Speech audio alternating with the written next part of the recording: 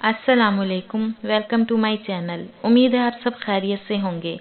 Please हमारे channel को subscribe करें, लाइक करें और ज़्यादा से ज़्यादा शेयर करें और साथ में दिए गए बेल आइकन के बटन पर क्लिक करें ताकि आने वाली हर नई वीडियोस का नोटिफिकेशन आपको मिलता रहे और इसी तरह हम आप तक किस्से कहानियाँ पहुँचाते रहें। सिफारिश। मोहल्ले की बड़ी गली के मोड़ पर 3-4 तांगे हर वक्त मौजूद रहते थे, मगर इस रोज़ जब मैं मोड़ पर आया तो वहाँ एक भी तांगा नहीं था। मुझे खासी दूर भी जाना था और जल्दी भी पहुँचना था, इसलिए तांगे का इंतज़ार करने लगा।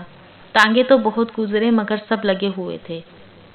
अचानक मैंने फीके को चौहान को अपनी तरफ आते देखा तो पुकारा, फीके भाई, तांगा कहाँ है? तांगा लाओ। तांगा तो बाबूजी आज नहीं जोड़ा, फीके ने जवाब दिया। मैंने देखा कि फीका जो को चौहानों का को चौहान और पहलवानों का पहलवान था। इसने आज शेव भी नहीं बनवाया था और इसकी आंखें भी सुरमे से महरूम थी और बोटी की तरह सुर्ख हो रही थी। क्या बात है फीके? मैंने पूछा। वो बोला, बाबूजी एक काम है।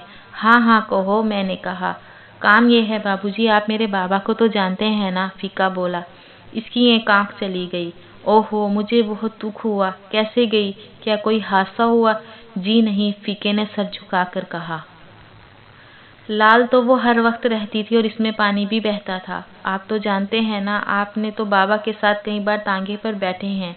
तो बाबूजी कल क्या हुआ कि बाबा मिस्र शाह में से गुजरा तो एक हकीम सुरमा बेच रहा था।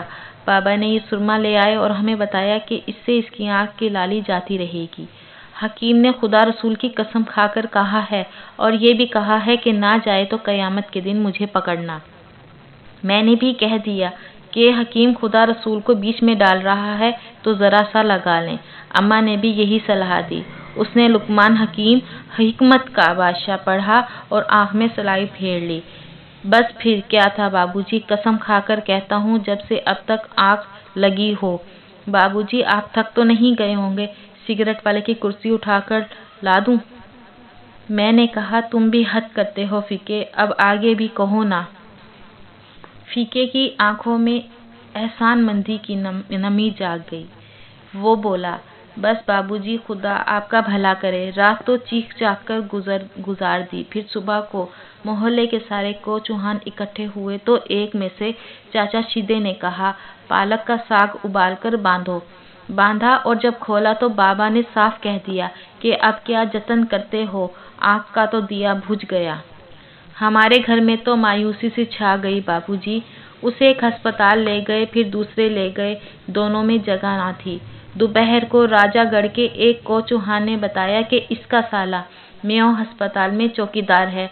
उसकी सिफारिश से जगह तो मिल गई पर बरामदे में। वो भी कोई ऐसी बात नहीं, पर बाबूजी शाम होने को आई है, अभी तक कोई डॉक्टर या कोई नर्स भी इधर नहीं आई। आप साहब लोग हैं, ये देखें हाथ बांधता हूँ। मेरे साथ चलकर किसी डॉक्टर से ये कह दीजिए कि सदके में ही मरीज को ज़रा सा देख लें। मैंने कहा, वहाँ एक डॉक्टर है, डॉक्टर अब्दुल जब्बार, इनसे मेरा सलाम कहो, काम हो जाएगा। ना हुआ तो मैं कल तुम्हारे साथ चलूँगा। इस वक्त मुझे एक दावत पर जाना है, नाम याद कर लो, डॉक्टर अब्दुल जब्बार। फीका मेरे बहुत से शुक्रिया अदा किए और चला गया। फिर मुझे एक खाली तांगा भी मिल गया। जब तांगा मेयो अस्पताल सदर दरवाजे के सामने से गुजरा तो मैंने देखा फीका एक चौकीदार से बातें कर रहा है। जाहिर है कि डॉक्टर अब्दुल जब्बार का पूछ रहा होगा। एक बार जी में आया कि अस्पताल जाकर जब्बार साहब से कह दूं। अब तांगा आगे निकल गया था और मुझे पहले ही देर हो गई थी। कुछ दूर जाकर घोड़ा फिसल कर गिर गया। 10 मिनट तक गिरा रहा। फिर जब उठा और चलने लगा तो यकायक जब्बार साहब का स्कूटर मेरे तांगे के करीब से जूं करके गुजर गया। जब्बार साहब, मैं चिल्लाया, मगर जब्बार साहब मेरी आवाज़ से तेज़ निकले। कोई बात नहीं, मैंने सोचा कल कह दूंगा, कल पहला काम यही करूंगा। रात को जब घर वापस आया तो मालूम हुआ कि फीका को चौहान आया था और कह गया है कि जब बाबू आए तो मुझे बुला लें। मैंने सोचा इस वक्त कौन बुलाए, अगर जब्बार साहब अस्पताल ही जा रहे थे तो फीके का काम हो गया होगा, तो शुक्रिया मैं सुबह कबूल कर लूँगा, और अगर काम नहीं हुआ होगा तो मैं कोशिश करूँगा कि सुबह ही हो जाए। सुबह को जब मैं बिस्तर से निकला तो फीके ने दरवाज़ा खटखटाया। मालूम हुआ कि रात जब्बार साहब की ड्यूटी पर नहीं थे, उनकी ड्यूटी सुबह आज की है। यानी तुम्हारा बाप दिसंबर की इस सर्दी की रात में बरामदे में ही पड़ा रहा? मैंने अपने अंदाजे में तशवीश जाहिर की। जी हाँ, वो बोला, मगर ये तो कोई ऐसी बात नहीं बाबूजी, आपने हमारा घर तो देखा होगा, 10 साल से झोपड़े में पड़े हैं। और इसकी आँख? मैंने पूछा। वो तो चली गई बाबूजी, फिक्का यूं बोला जैसे इसकी बाप की आँख ज़ाया हुए बरसों गुजर चुके हों। मैंने कहा, जब आँख ही जा चुकी है तो बेचारे बूढ़े बाप को अस्पताल में क्यों घसीटते फिरते हो? वक्त भी ज़ाया होगा और रुपया भी ज़ाया होगा। फीका बोला, बाबूजी क्या पता आँख के किसी कोने में बिनाई का बुरा पड़ा रह गया हो। देखें, चूल्हा जब बुझता है तो जब देर तक राख में हाथ नहीं डालते, क्या पता कोई चिंगारी सुलग रही हो। मैं इसकी बात से चौंका। आज तक फीके ने मुझसे सिर्फ चारे की महंगाई और आटे में मिलावट की मौजू पर बात की थी। फिर वो आजिज़ी से बोला, ज़रा मेरे साथ चले चलें। मेरे जिस्म में नींद भी पूरी तरह गायब नहीं हुई थी। फिर नहाना भी था, शेव करना था, चाय पीनी थी। मैंने कहा, मैं तुम्हें अपना कार्ड दे देता हूँ, वो डॉक्टर जब्बार को दिखा दो। बड़े यार आदमी हैं, फटाफट काम कर देंगे। तुम्हारा बाप एक बार वार्ड में चला जाए, फिर इलाज के लिए तो मैं खुद जाकर कह दूंगा। वो मुझसे कार्ड यूं लेकर चला गया जैसे दुनिया जहान की दौलत समेट के ले जा रहा हो। मैंने कार्ड पर लिख दिया था, जब्बार साहब इसका काम कर दीजिए, बेचारा बड़ा गरीब आदमी है, दुआएं देगा। और मुझे यकीन भी था कि काम हो जाएगा। डॉक्टरों को सिर्फ इतना ही तो दिखाना था कि आँख पूरी तरह बुझ गई है या थोड़ी बहुत बाकी है। मैं दिन भर घर से गायब रहा और फिक्का दिन भर मेरे घर के चक्कर काटता रहा। शाम को उसने बताया कि जब्बार साहब तो बैठे थे पर अंदर कोई जाने नहीं देता था। कहते हैं कि बारी से आओ और बारी आती ही नहीं। घुटना पजामे से झाँक रहा हो तो बारी कैसे आएगी बाबूजी? फीके ने एक बार फिर मुझे चौंका दिया। न जाने पहलवान फीके के अंदर ये हसास फिक्का इतने बरसों से कहाँ छुपा बैठा था। फिर मैंने वादा किया कि कल ज़रूर चलूँगा। अब तो शाम हो गई है। दूसरे दिन सवेरे ही मुझे शेखुपुरे जाना पड़ गया। रात को वापस आया तो मालूम हुआ फिक्का आया था।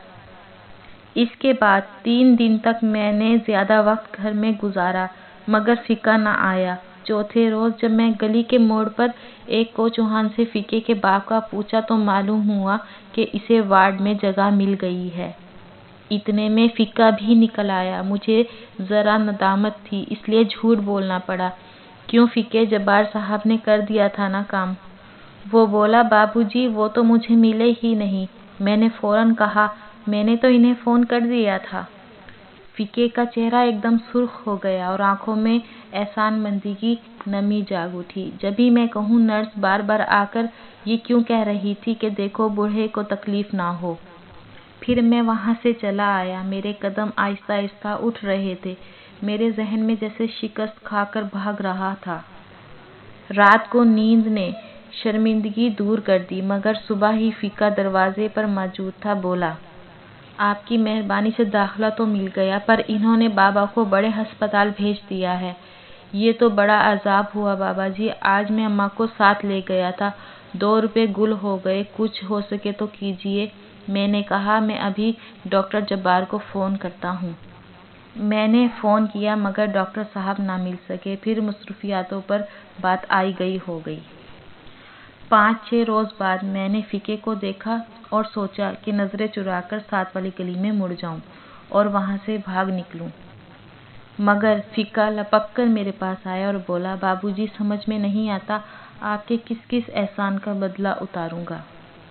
झूठ ने मेरी शर्मिंदगी को कान से पकड़कर एक तरफ हटा दिया। वापस आ गया ना तुम्हारा बाबा? फीका बोला, वापस भी आ गया और ऑपरेशन भी हो गया। जुमे को पट्टी खुल रही है, दुआ कीजिए। मैंने कहा, अल्लाह रहम करेगा। फिर वो जुमे की शाम को आया और बोलते ही ज़ारों ज़ार रोने लगा। बाबूजी गज़ब हो गया, पट्टी तो खुल गई, पता चला कि एक आंख तो गई ही थी। दूसरी पर भी असर पड़ गया है। कहते हैं अब पहले ऑपरेशन का जख्म मिले तो दूसरा ऑपरेशन होगा और दूसरी आँख का भी होगा। मैंने इसे तसल्ली दी और इसे साथ लेकर सामने एक दुकान पर डॉक्टर जब्बार को फ़ोन किया, मगर बदकिस्मती से वो फ़ोन पर मौजूद नहीं थे। फिर मैंने इससे वादा किया कि कल जाकर डॉक्टर जब्बार से मिलूंगा। वो अस्पताल ना हुए तो इन्हें घर जाकर ही पकड़ूंगा। दूसरे दिन मैंने तो ना जा सका, अलबत्ता डॉक्टर जब्बार को फ़ोन ज़रूर किया, मगर वो फिर गायब। इधर फ़िका भी गायब हो गया। शायद 2-2.5 हफ्ते बाद दरवाजे पर दस्तक हुई। नौकर ने आकर बताया कि फ़िका को चौहान आया है। मैंने भी इसे खिड़की से देख लिया था, बिल्कुल हेल्दी हो रहा था। मैंने नौकर से पूछा, क्या तुमने इसे बता दिया कि मैं मौजूद हूँ? जी हाँ, नौकर बोला, बस मेरे मुंह से निकल गया। मैंने नौकर को डांटा और कहा, जाओ कह दो कपड़े बदल रहे हैं, आते हैं। कपड़े तो मैंने बदल रखे थे, अलबत्ता मैं अपने तेवर बदलने की कोशिश करने लगा। फिर अचानक ख्याल आया कि कितना छोटा आदमी हूँ। 2 पैसे या 2 रुपए या चलो 2 लाख की बात नहीं, 2 आँखों की बात है। और मैं झूठ बोले जा रहा हूँ। मुझे फ़िके के सामने एतराफ़ कर लेना चाहिए कि मैं तुम्हारे लिए कुछ न कर सका। फिर मैंने वो 2 फ़िक्रे सोचे जो मैंने फ़िके के सामने अदा करने थे कि इसे सच्ची बात भी मालूम हो जाए और इसे दुख भी ना हो। मैं बाहर आया तो फ़िका बोलते ही ज़ारों-ज़ार रोने लगा। बाबूजी, कुछ समझ में नहीं आता कि कुछ समझ में नहीं आता।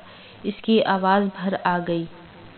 मेरे सोचे हुए फ़िक्रे एक दूसरे से गुत्थम-गुत्था हो गए। बामुश्किल मैंने इसे कहा, फ़िके बात ये है।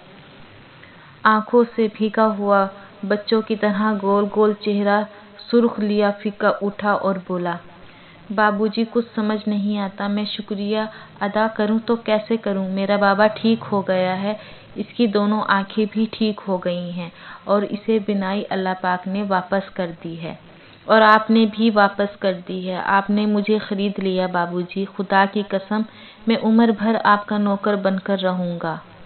और मैंने एक लंबी और बहुत गहरी सांस लेकर कहा, कोई बात नहीं फ़िके, कोई बात नहीं।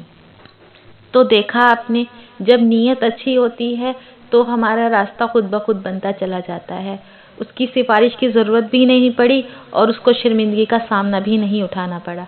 उम्मीद है आप मेरी इस वीडियो को लाइक करेंगे और प्लीज़ और वीडियोस के लिए हमें सब्सक्राइब करें, लाइक करें और ज़्यादा से ज़्यादा शेयर करें और बेल आइकन के बटन पर क्लिक करना ना भूलें। अगली वीडियोस के लिए अल्लाह हाफ़िज़।